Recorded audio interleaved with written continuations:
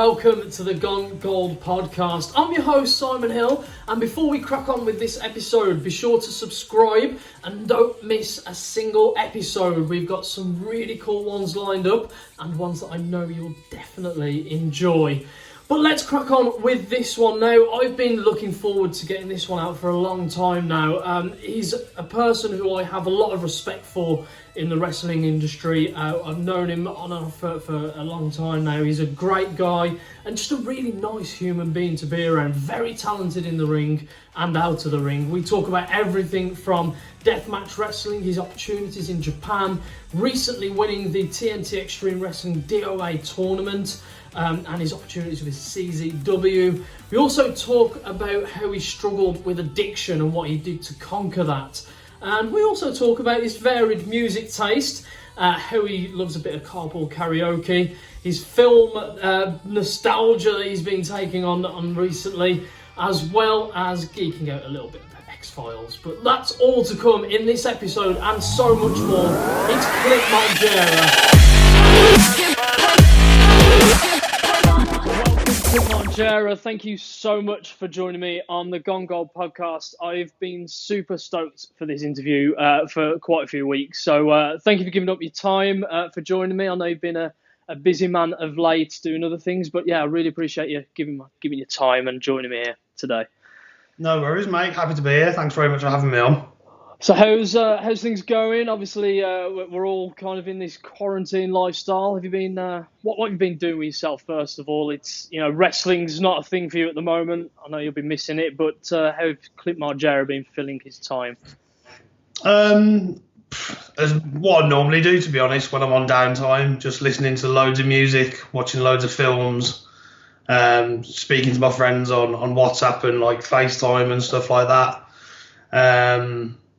Yeah, that's it pretty much really. Like just trying to like get outside and, have these allotted time slots for going out and exercise and stuff. But yeah, I'm in pretty good spirits, to be honest, although it's a horrible situation and a weird situation for everyone to be in, but I'm just trying to make the most out of it. So yeah, music definitely has been number one, I think. Well, we're going to get into that a little later because, I've heard you carpool karaoke, so we'll get into that a little bit later. But I want to delve into Clint Margera. So I'm not really going to get too much into the where you began, how you trained, because obviously I think everybody knows you started with FCP, you debuted in 2010. So let's get beyond that. When you kind of began the inception to want to become a wrestler, you started training with some family members, friends and stuff in a back garden. You all chipped in for a wrestling ring. Was that when you knew that you wanted to be a deathmatch wrestler? Were there light tubes involved at the age of 15? I don't remember there being light tubes, but there was definitely tables and there was definitely ladders, definitely chairs.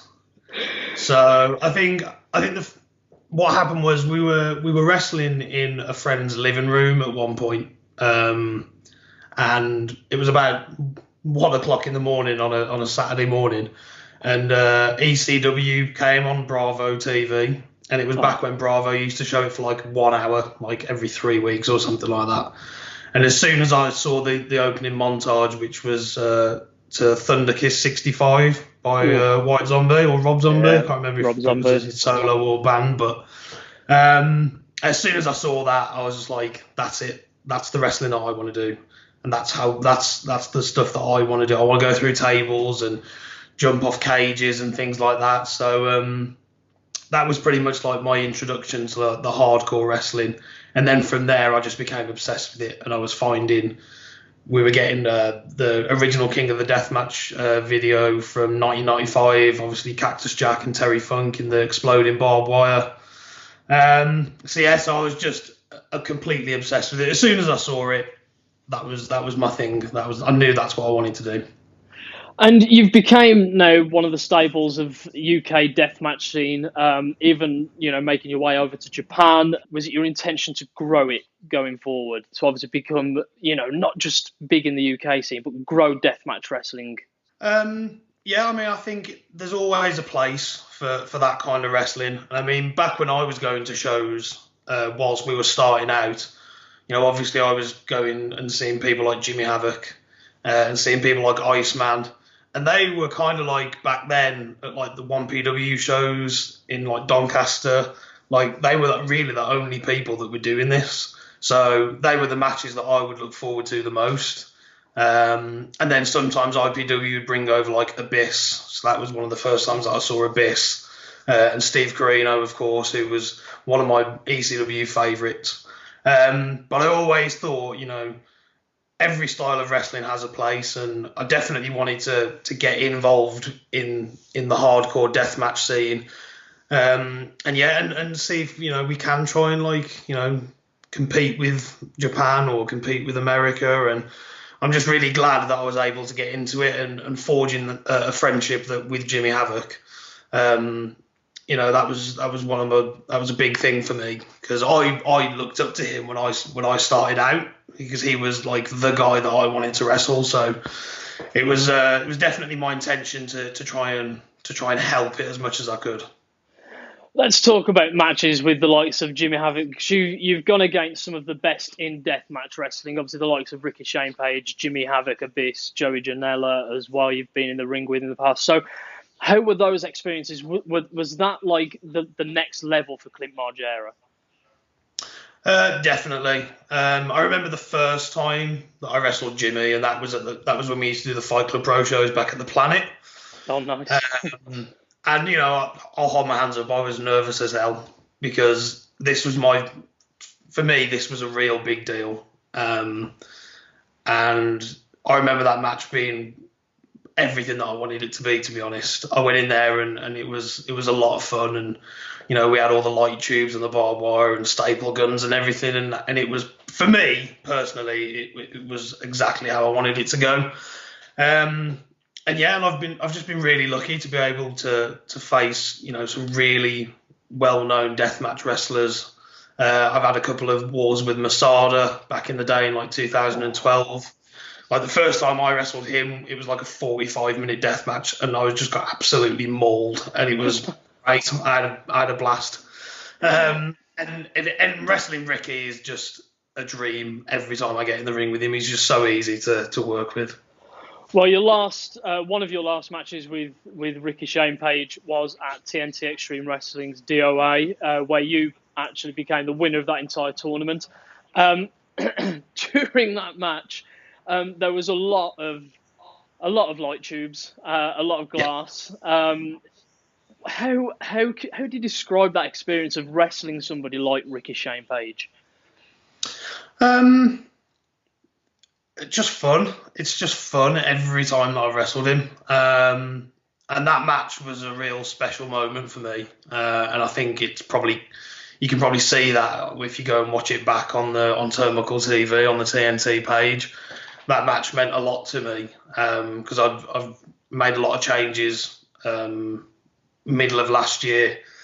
So winning that tournament to me really kind of validated everything else that I'd done in the past in other companies, obviously including in Fight Club Pro in the death houses and stuff like that.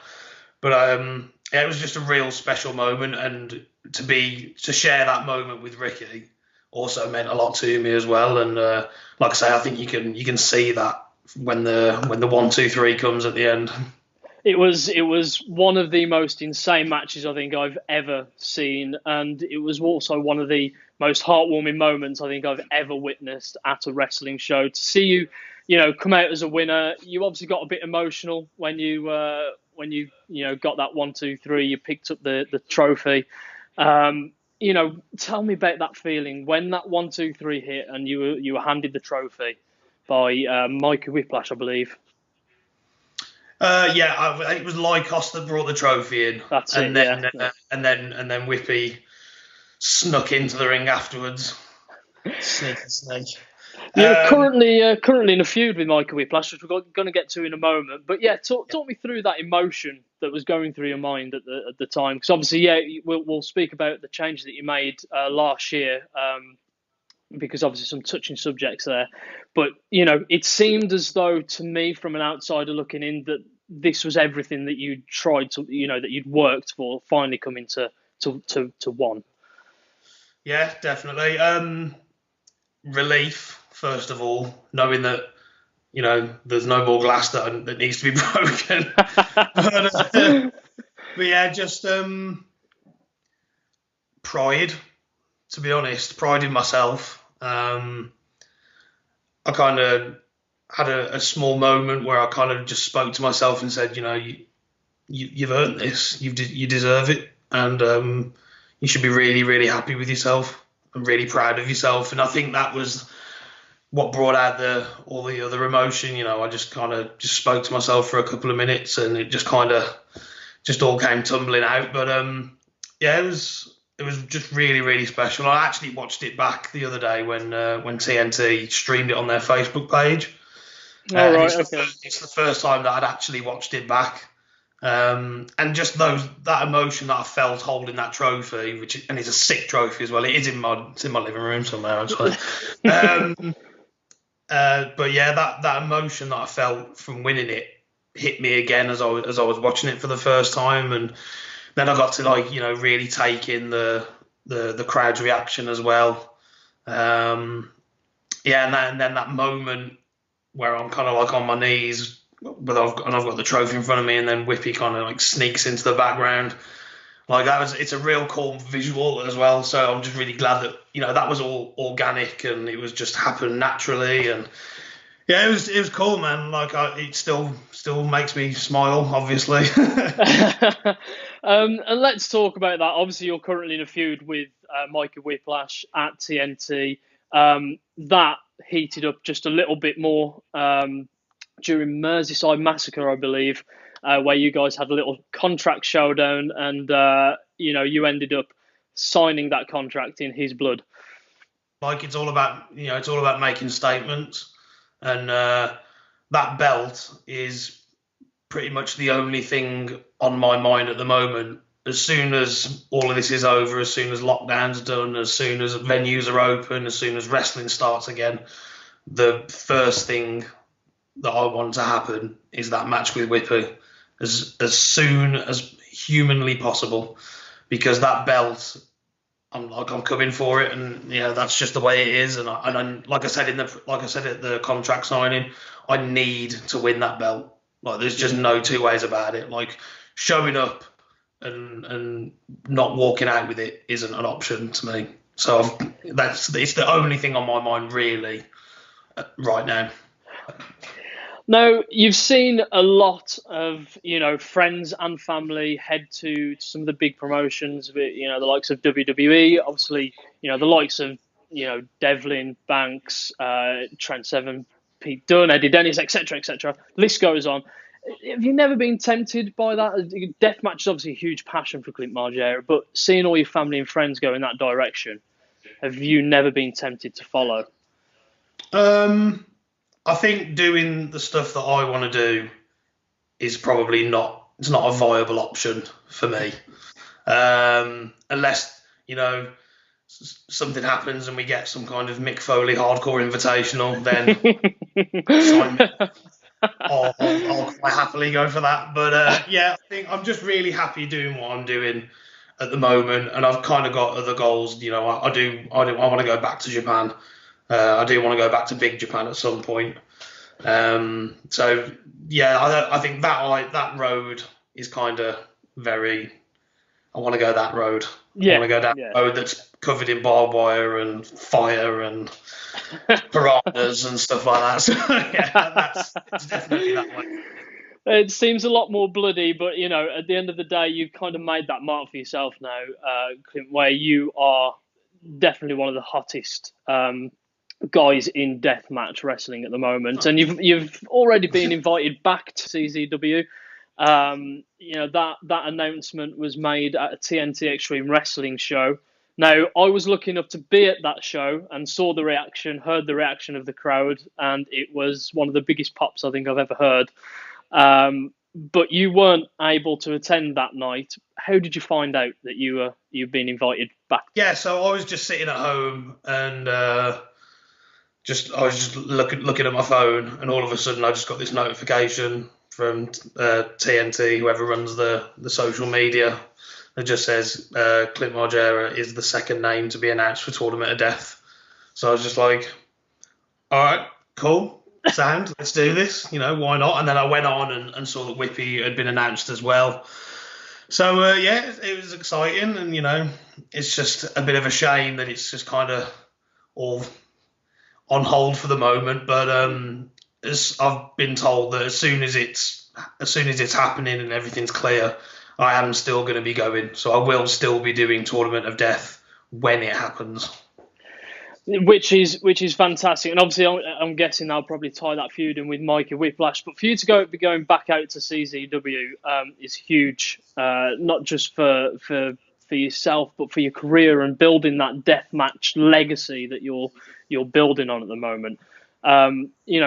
Where does Clint Margera want to explore? Obviously, you've been to Japan, obviously going to CZW. Where does Clint Margera kind of want to go and explore more? I just kind of feel like taking it just one step at a time at the moment. Like I say, I am a lot more focused, but for now, it's having that match with Mikey Whiplash for the Extreme Division Championship, and then obviously going back to Tournament of Death. I was there in 2017. And I went out in the first round, unfortunately, but it was a great experience. It's one of the best days of my life. To be able to be at Tournament of Death. So, going out in the first round isn't going to be good enough for me. Like, I want to go to the finals. I want to win it. I want that trophy as well. You know what I mean? So, yeah. For now, CW Tournament of Death is one of my big goals, and then we'll just see what happens from there, really. I want to kind of go back a little bit to the early days of Fight Club Pro. One of the most notorious feuds I think Fight Club Pro have ever had was with yourself and Chris Brooks. Mm-hmm. Now, there's plenty of footage going around. And actually, I didn't realise until my research that FCP had shows at Planet. Which is absolute insanity. They were fun. They were a lot of fun, those Planet shows were. I can only imagine. Obviously, now it's at the Hangar, a much bigger venue. The crowds have grown. But talk to me, obviously, what are your memories of the feud with yourself and Chris Brooks? It was it's the fact that people still talk about it. It makes me quite happy because I really feel like that feud kind of did a lot for me and for Chris as well at the time.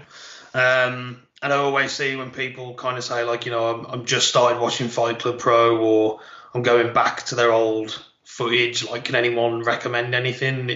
It does seem to be the thing that a lot of people will comment back with by saying, you should watch the feud between Clint and Chris. So it is something that I am happy that I was part of. And it is definitely quite a big part of my Fight Club Pro career, shall I say. But yeah, it was real good, and it was very intense, and there was a really good hype video made for the Fans Bring the Weapons deathmatch that we had at the Project Mayhem for that year. And I think a lot of people got really invested in it, and it got really serious at one point, and we kind of really blurred the line between reality and wrestling storyline, shall we say. But yeah, like I say, it's just something that I'm quite happy that I was involved in, and I feel like all three of the matches that we had were pretty different, and they all had really different elements, and it really told the story, and it was all put together really well. And yeah, I think the blow off match was a lot of fun. And that was probably one of the most painful things I've ever had, was when he hit me with the Guitar Hero controller that a fan had covered the whole of the back of the controller in drawing pins. And it all got stuck in my back. And that's actually one of the most painful things that's happened to me, to be honest. But yeah, it was fun as well. I had a real good time during those matches. There's not many people, Clint Margera, that talk about having drawing pins stuck in their back as fun, but that shows the passion and mindset you've got for deathmatch wrestling.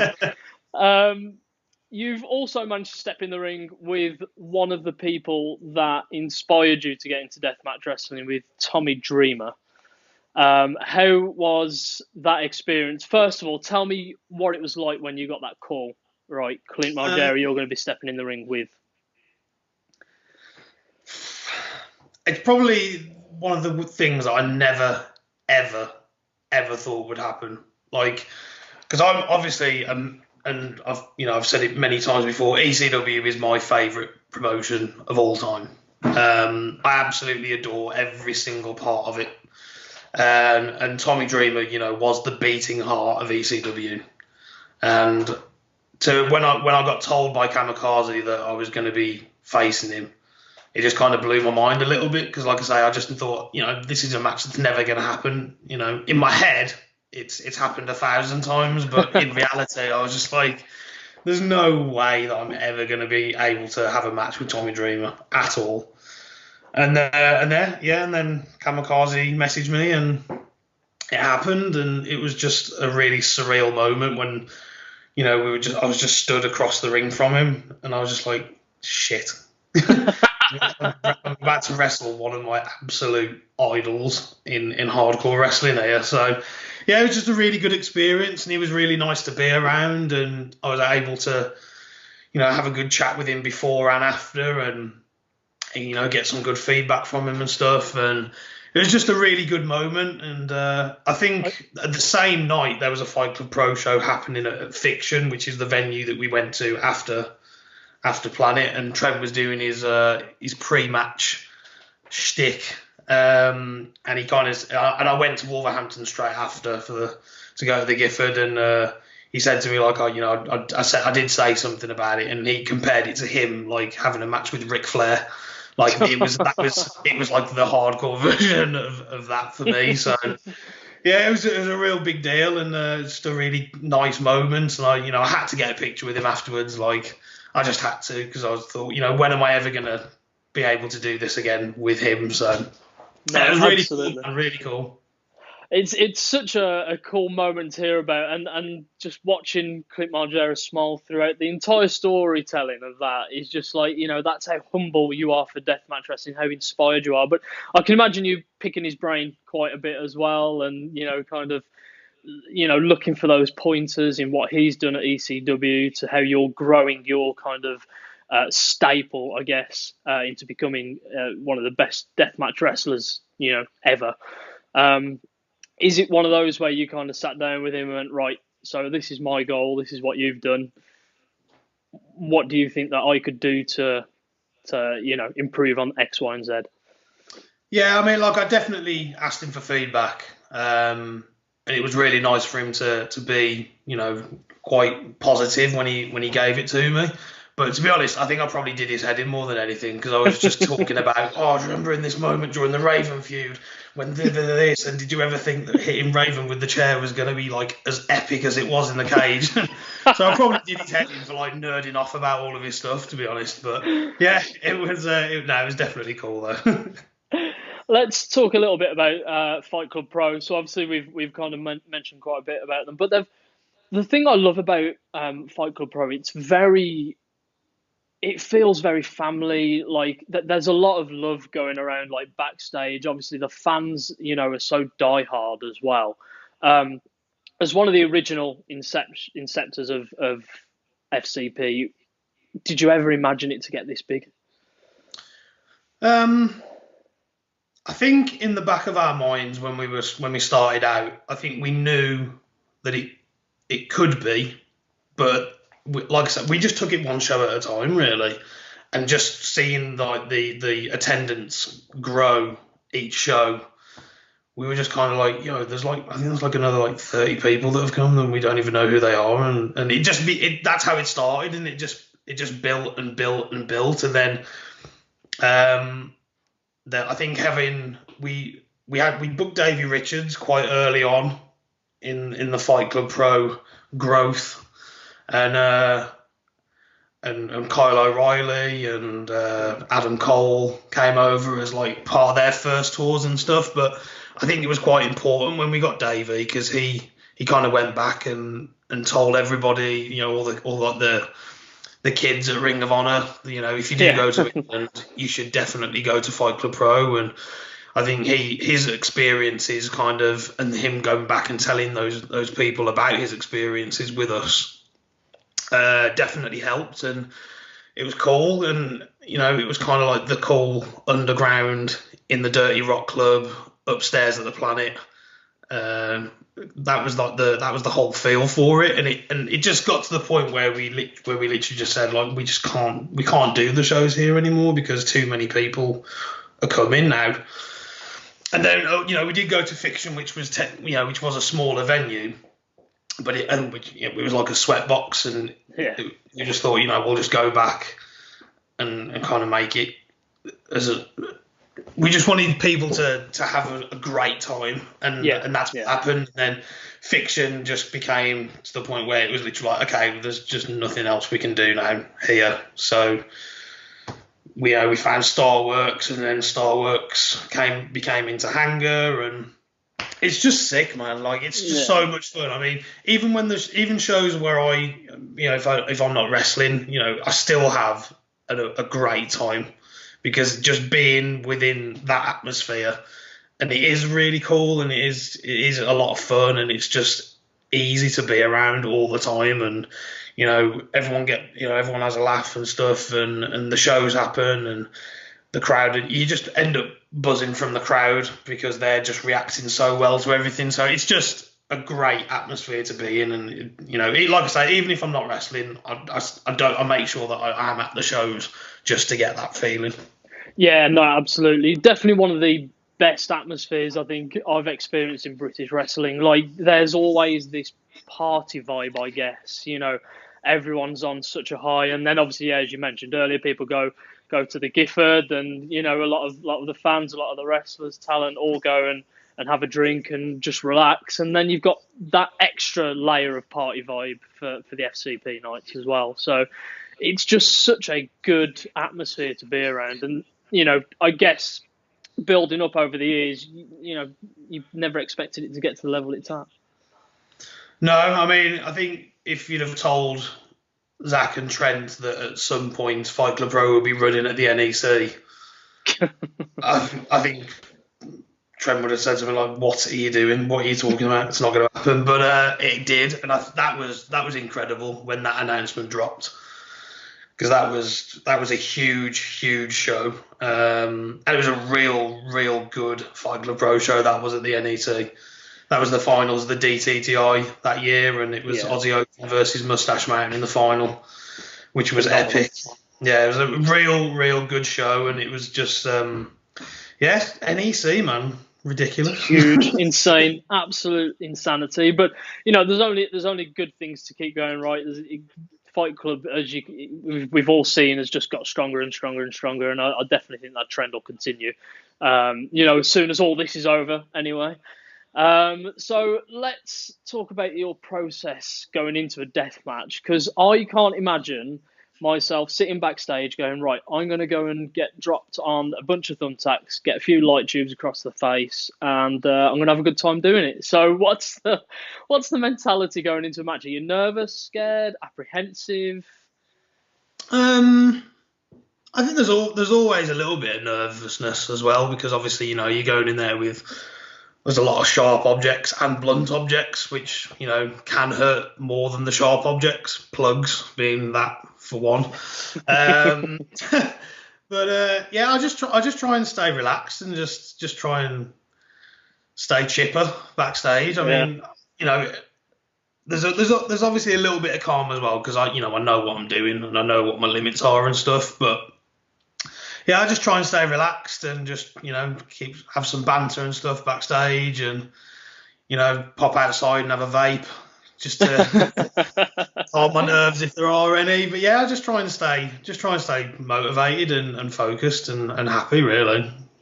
Did it take a while for you to get to that place? Obviously your first ever death match. I can imagine there might have been a few more nerves considered how there are now. Yeah, definitely. Yeah, it took a while, but I think it's all ultimately down as well to who I'm going to be in the ring with as well. So if they're calm, it makes me a lot calmer as well. But in the beginning, I was very kind of like, Christ, like, what if this goes wrong? What if this happens? What if this happens? That was all just in my own head, just like almost trying to talk myself out of it. And I was just like, no, come on, it's going to be fine. You know what you're doing. It's going to be absolutely fine. Worst comes to worst, you just get in someone's car and I'll take you to the hospital. And that still happens now, but now it's just like, oh, my arm's ripped open. Let's just go to the hospital then. I'd shit myself. I would absolutely shit myself. I really would. I mean, watching you at TNT DOA, you went through some grueling matches in that one. I've seen a few of your FCP matches with Ricky Shane Page and people like that. Like even just there was a spot in the Ricky Shane Page match at DOA where Ricky kicked the light tube and booted it in half, and you turned away like instantly. While the other end of that light tube actually went in my direction, I had to duck. So I can't imagine being in a ring, having to go through all of that. It's mental. But hats off to you for making a career out of it. You're obviously growing, becoming stronger and stronger each time, and getting all these opportunities now, more so than before. So I want to kind of touch on a subject now that you've been very open about over the last year. You made a huge decision with yourself that you were going through some difficult times. You turned to alcohol at the time. Maybe you believed you were drinking more than probably you should have, and you decided that was enough, and you should maybe take the steps to phase that out and quit drinking. You've been sober for 10 months now? Yeah. So I think today is 295 days. Wow. So by the time this comes out, it'll be well past the 300 mark. Wow. I commend you for that. I really do. So tell me what made you make that decision? Why did you feel the need to change things up?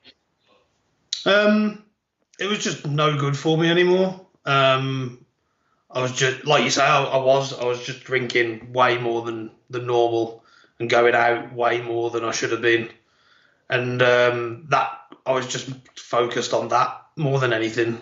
There was points leading up to, before I quit, where I was kind of going to shows and I was more bothered about going out afterwards. Like, even if I was wrestling, I was just kind of like, yeah, we'll have the match, and if it's good, cool, I'll get hammered. If the match doesn't go very well, okay, well, I'll just get hammered anyway. And it kind of got to the point where, like, I wasn't really that fussed about the match, which is bad. And I know it's bad, and looking back on it, it is a bad thing to think. And I was just like, well, there'll be a party afterwards anyway, so it doesn't really matter. And it just kind of just spiraled really, and just got too much, and I wasn't doing anything. I wasn't being productive. I was just kind of sitting around, and there was no motivation for me to do anything. If I woke up in the morning and thought, oh, I might actually do this today, and then I was just like, nah, sod it, can't be bothered. And then later on in the day, I just do something else instead. And it just kind of really got to me a lot, and my mental health was just going downhill straight away, and I just woke up the one morning. I think I'd been to the 2000 Trees Festival in Cheltenham on the Saturday, and I hadn't necessarily drunk that much that day because it was kind of playing over in my mind a couple of days before, and I just thought, like, I'm just going to go to this festival. I'll have a couple of beers and see what happens. And I just woke up on the Monday morning, the 15th of July, and I was just like, do you know what? I just can't be bothered with this anymore. It's not doing me any favours. It's not doing my friends any favours. And I've spoken to friends since I decided to quit, and it was becoming apparent to them that it was an issue, but they weren't sure how to bring it up because they didn't know how I was going to react. But I'm just so glad. It's the best thing that I've ever done, to be honest. I'm way more focused, way more motivated, and it's I don't even think about having a drink anymore. Like now, it's like I'll go to the show. It's like I want to have a good match. I want to, if possible, I want to have the best match on the card. But I want to walk out of a show every time now really proud of myself, and I am way better for it. I think I'm a better person to be around. I'm a lot more.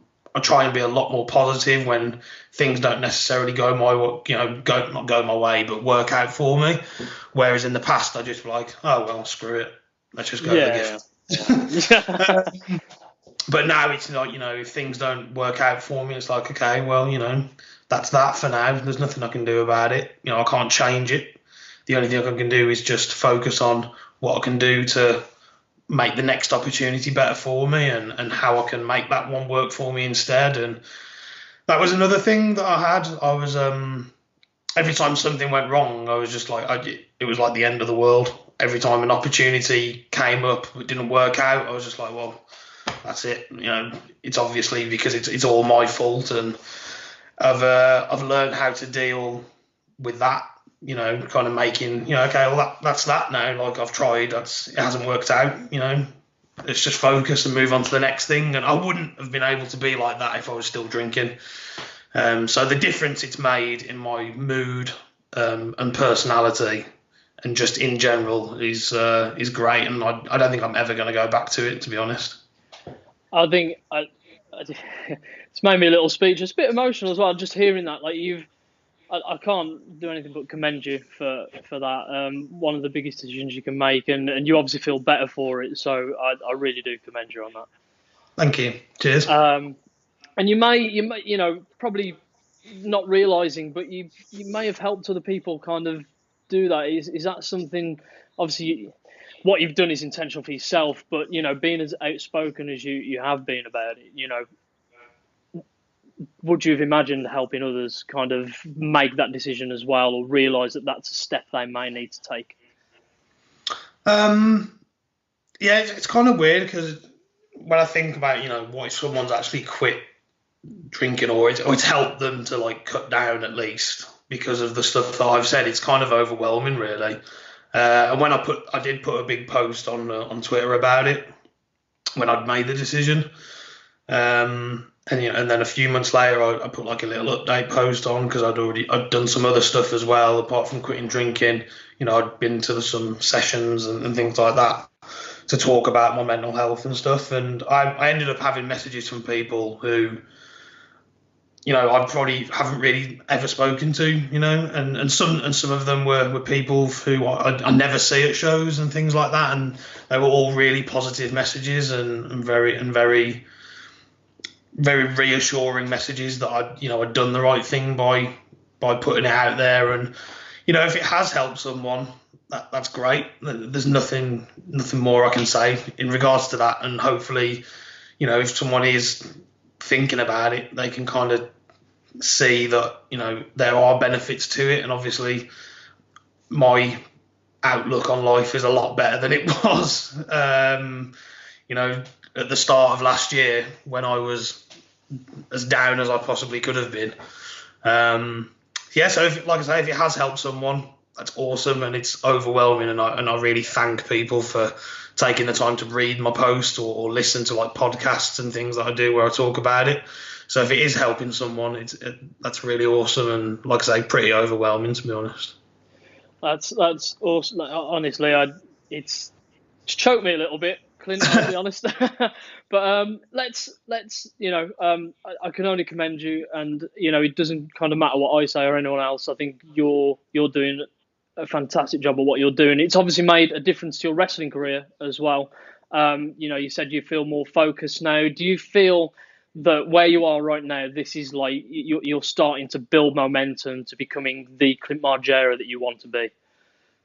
Yeah, definitely. I feel like I'm the best version of myself that have been for a long, long time right now. So I feel like I've got there's a lot of drive that I've got, which I've kind of lost.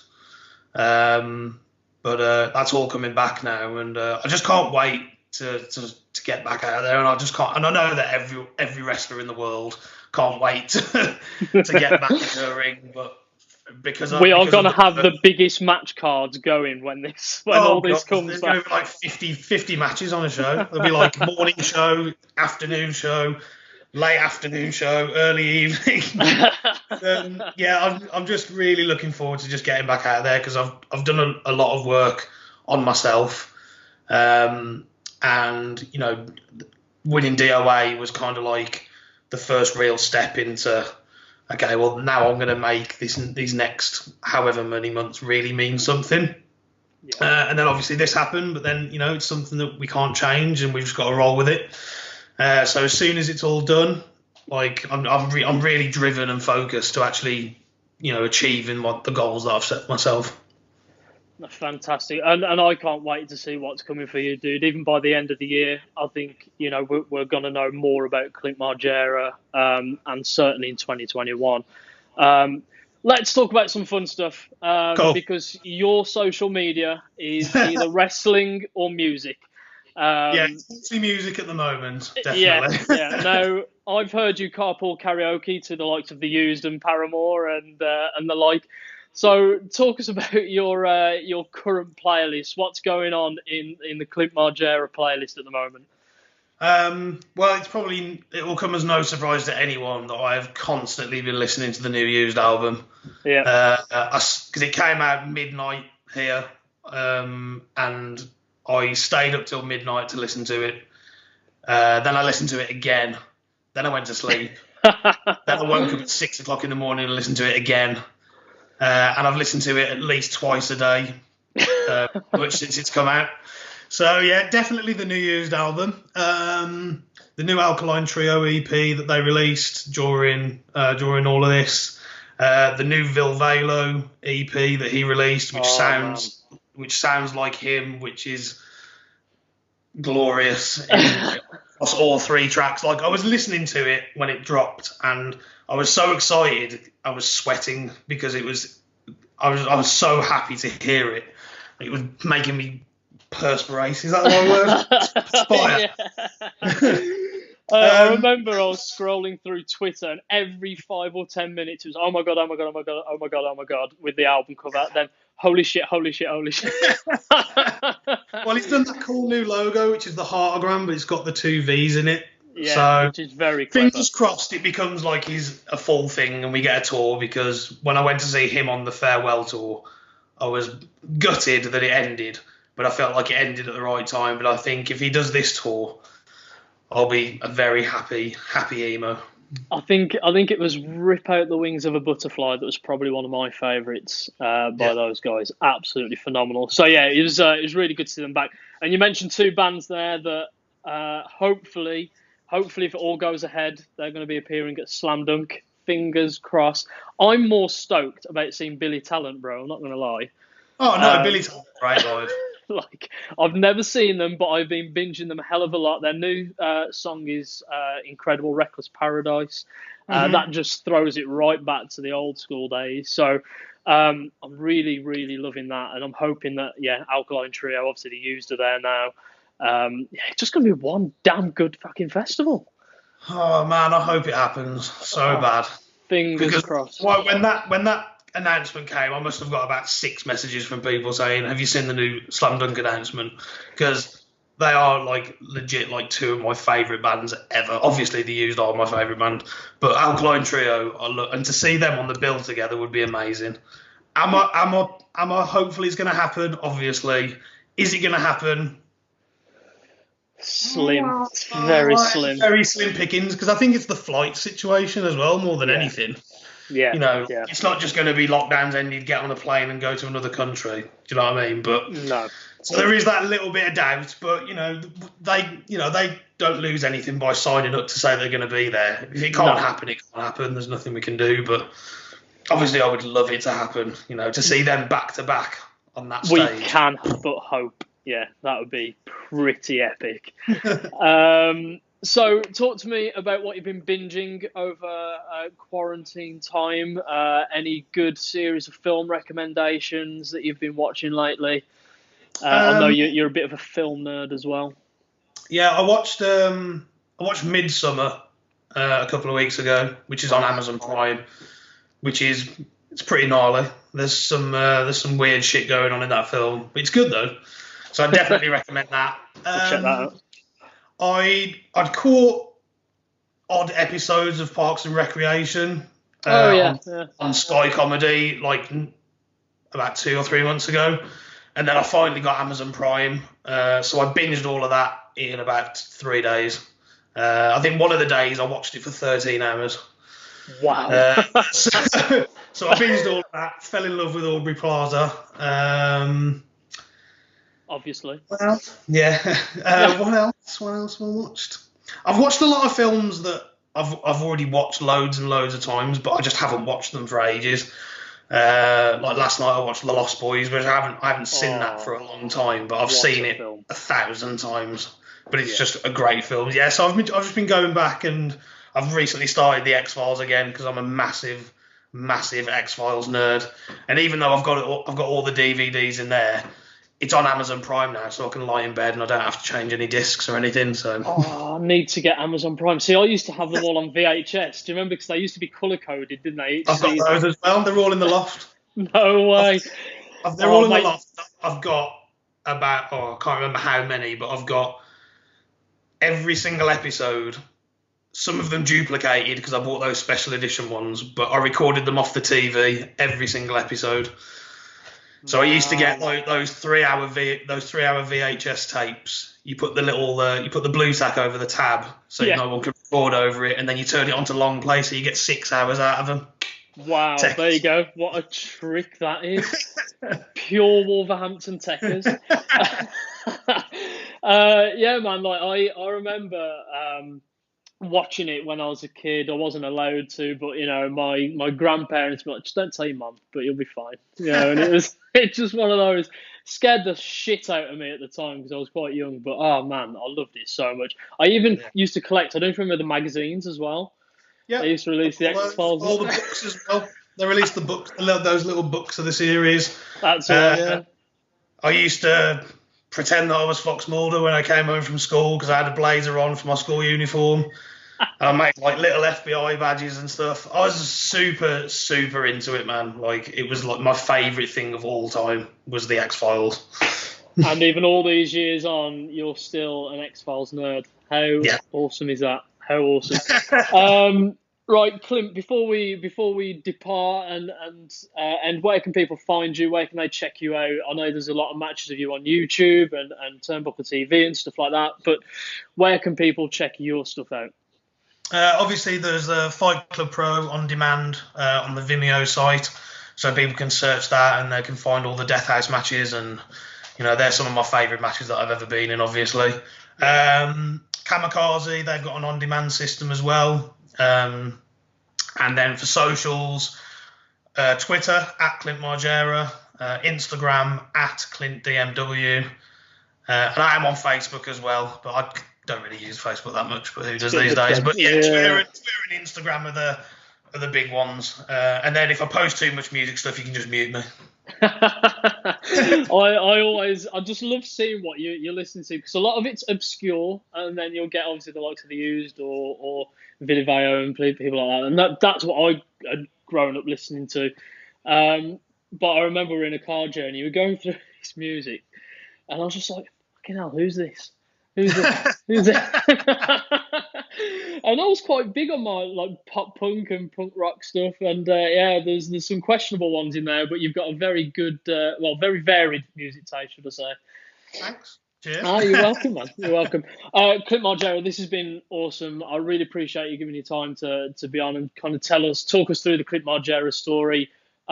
I seriously can't wait until we see the end of the year where you're at, and especially 2021. I think Clint Margera, I know I spoke to your brother briefly about it, that I think you're going to be the biggest thing to come out of the UK in the deathmatch scene, certainly by the end of 2021. Yeah. So generally can't wait, and thank you so much for taking the time to chat to us on the Gone Gold podcast. No worries, mate. Thanks for having me.